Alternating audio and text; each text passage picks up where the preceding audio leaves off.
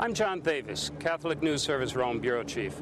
Pope Benedict and the Vatican's ecumenical officials recently hosted a very important guest, Russian Orthodox Archbishop Hilarion, who coordinates external relations for the Moscow Patriarchate. Now, the Vatican has had serious problems with the Russian Orthodox Church in recent years, but there's a new mood of optimism here. I spoke about it with Bishop Brian Farrell, Secretary of the Pontifical Council for Promoting Christian Unity. This was a very positive meeting, and not because there were spectacular announcements to be made about it, but precisely because there weren't. We've now reached the point where we have a new spirit of trust between us. We have a more detailed plan of our future collaboration.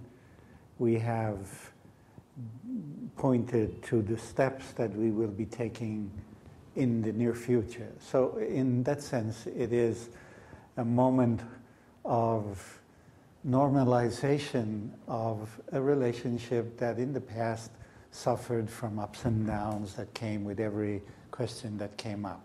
Now, a very important Catholic Orthodox theological dialogue session will take place in Cyprus very soon, and the Russian Orthodox are back at the table. Tell us about the agenda of that meeting and why is it important? Well, it's the continuation of our theological dialogue with all the Orthodox churches. At the heart of the dialogue at the moment is the structure of the church, and at the heart of that question is the role of the Bishop of Rome in the communion of the churches.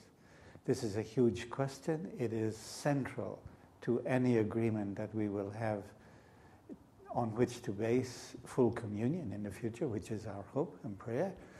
And we have decided to spend some years dealing with this question as it was lived in the first millennium when the churches were united.